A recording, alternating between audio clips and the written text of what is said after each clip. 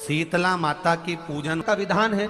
उस विधान में कोई गर्म चीज की महत्वता नहीं है क्या? कोई गर्म चीज की महत्वता? फिर भी दुनिया के लोग अपनी बुद्धि लगाकर माता की जब पूजन करने जाते हैं तो वहां अगरबत्ती भी जलाते हैं और दिया भी जलाते हैं। अब एक तरफ तो तुम माता को ठंडा पानी का भोग लगा रही हो, एक तरफ तो ठंडा भोजन चढ़ा रही हो, एक तरफ तो ठंडे का प्रयास कर रही हो, और ऊपर से माता को तुम दिया लगाकर अगरबत्ती लगाकर तुम माता को सम्मुख में गर्म तत्व को प्रदान कर रही हो। और फिर आकर कहती हो कि मेरा बच्चा क्यों बीमार पड़ता है, मेरे पति को आगे बार बार ये कष्ट क्यों आता है, घर में लोग चिड़चिड़े क्यों हो जाते हैं, घर में लोग क्लेश क्यों करते हैं, आखिर कारण क्या है? तो कारण तो तुम खुद हो कि जो चीज लिखी है वो ना करते हुए दुनिया जो कर रही है तुम वो करना चाहते हो। तुम भगवान की पूजन उस विधान से नहीं करना चाहते जो विधान शास्त्रों में।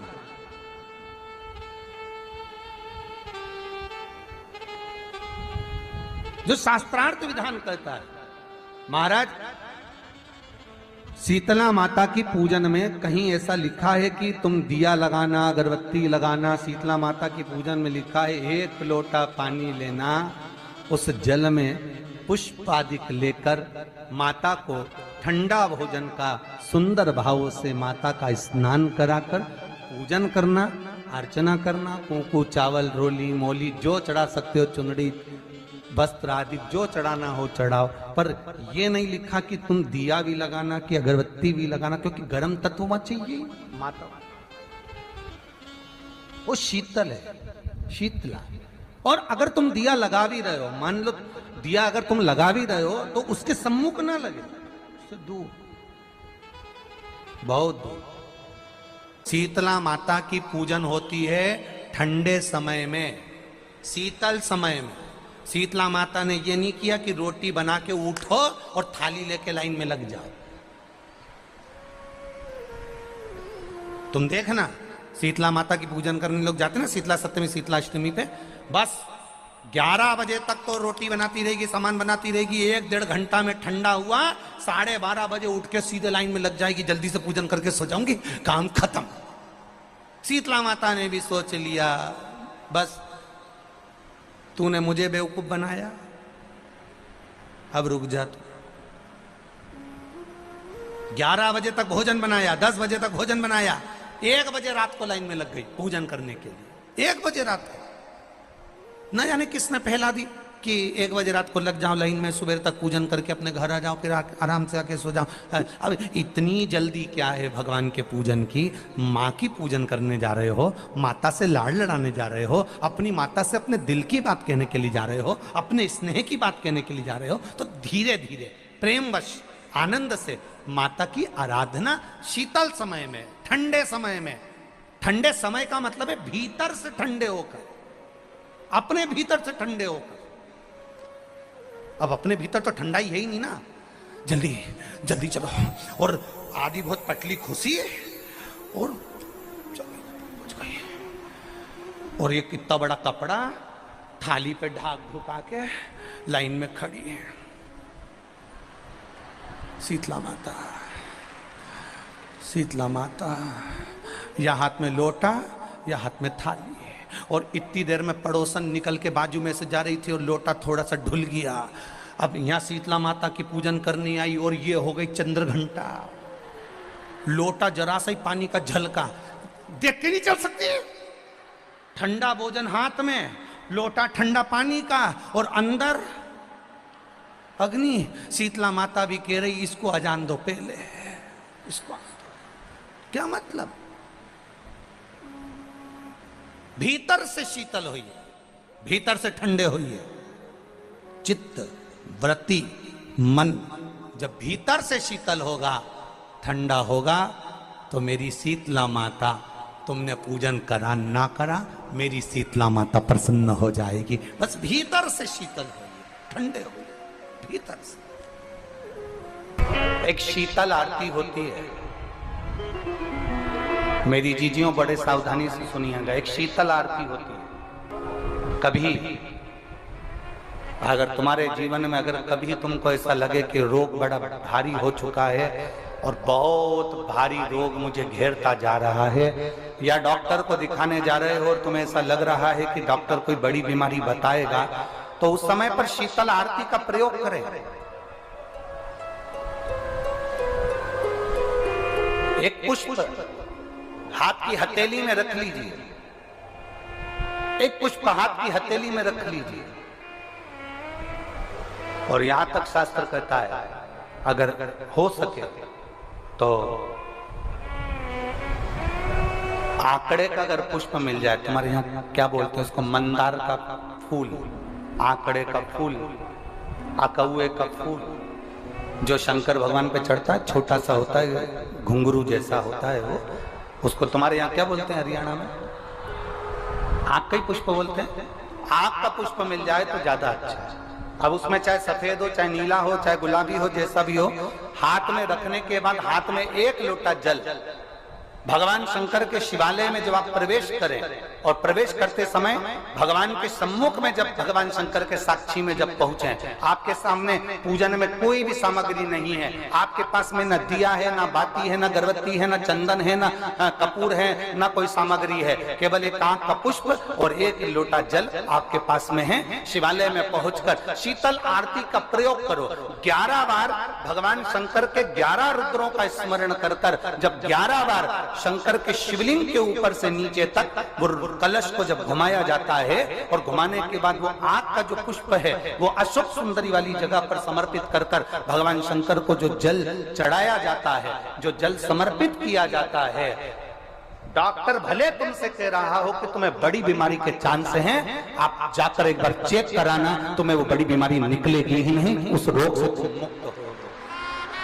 इसको शीतल आरती का प्रयोग किया गया। ये शीतल आरती, इसको शीतल आरती कहा। शिव की प्राप्ति का, एक रोग से मुक्त होने का। अब आपसे कोई कहे कि ये शीतल आरती का प्रयोग सबसे पहले किसने करा, तो आपको ध्यान लगाना है इस प्रयोग को। सोमनाथ जी की कथा का स्मरण करिएगा, सोमेश्वर की कथा का स्मरण करिएगा। नीम के वृक्ष को स्वयं देवी का प्रतिबिंब माना जाता है। नीम के वृक्ष को स्वयं माता का प्रागट्य उत्सव माना जाता है। नीम के वृक्ष को स्वयं देवी का भाव वर्णित किया जाता है। और बहुत सुंदर बात है महाराज जी, जिसके शरीर में माता निकल गई हो, दाने दाने पड़ गए हो पूरे शरीर में, बुखार भी बहुत तेज आ रहा हो और पूरे शरीर में माता जी निकल गई हो, एक लोटा पानी जिसके शरीर में माता जी निकली है उसके पास में रख दो और वो पानी उठाकर नीम के पेड़ में उस व्यक्ति के ऊपर से 7 बार उतार के नीम के पेड़ में डाल दो। 3 दिन के अंदर उसकी माता जो शरीर में निकली हुई है, दाने दाने पड़े हुए हैं, जो बुखार बहुत तेज आ रहा है, उसमें धीरे धीरे आराम मिलना प्रारंभ हो जाता है। यहां तक शास्त्र कहता है कि किसी व्यक्ति को अचानक बहुत तेज बीमार आ गया, बहुत तेज बुखार आ गया, या एकदम, हम तो यहां तक कहेंगे कि ये वायरस चल रहा है, महामारी चल रही है, और कंठ में भी आपको अगर जलन पड़ रही है, कंठ रुक रहा है, बुखार बहुत तेज आ रहा है, शरीर में ताप है, डॉक्टर को दिखाओ मना नहीं है, सब कुछ करो मना नहीं है, पर एक लोटा पानी अपने ऊपर से उतार कर 21 बार नीम के पेड़ में ले जाकर नाम गोत्र बोलकर डाल दीजिए और नीम के पेड़ के नीचे की मिट्टी को अपने कंठ पर लगा लीजिए। 20 से 25 मिनट बाद आपको आराम लगना प्रारंभ हो जाएगा। ये उमा देवी है। जगह की मिट्टी काया के रोग को ठीक कर देती है महाराज। अगर किसी व्यक्ति को चर्म रोग हो गया, कुष्ठ रोग हो गया, चमड़ी सफेद पड़ गई, रोग समाप्त नहीं हो रहा, बढ़ते जा रहा है, औषधियां आपने बहुत कर ली, तो 3 जगह की मिट्टी आपको फल प्रदान करेगी। पहला, सूर्य कुंड की मिट्टी। स्कंद पुराण सूर्य कुंड कहां पर है, तो कहा दतिया और झांसी के बीच में सूर्य कुंड निवास करता है। उस सूर्य कुंड की मिट्टी को लाकर जिस व्यक्ति को कुष्ठ रोग हो गया हो, शरीर की चमड़ी सफेद पड़ गई हो, स्कंद पुराण कहती है सूर्य कुंड की मृदा लगा लेने से 5 से 7 दिन में रोग समाप्त होने लगता है महाराज। पर सूर्य को सर्वाधिक प्रियता क्या?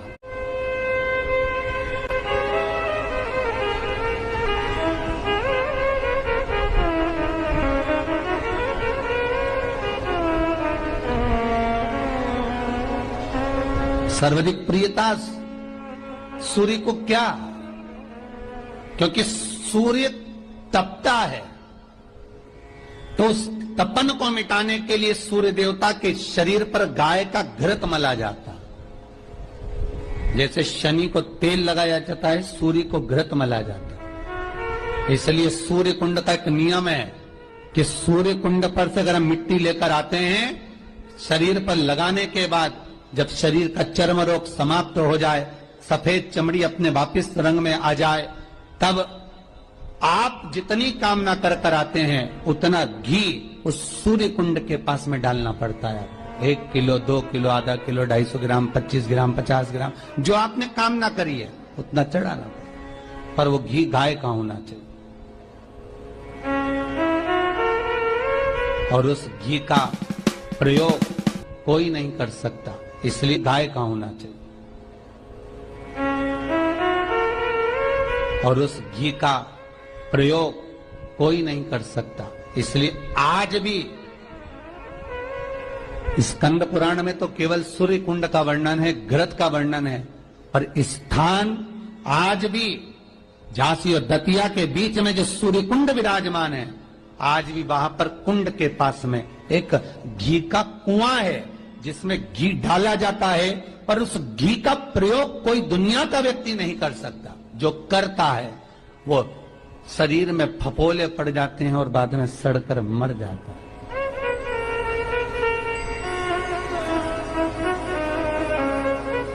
घृत है, पर गंध नहीं, घृत है।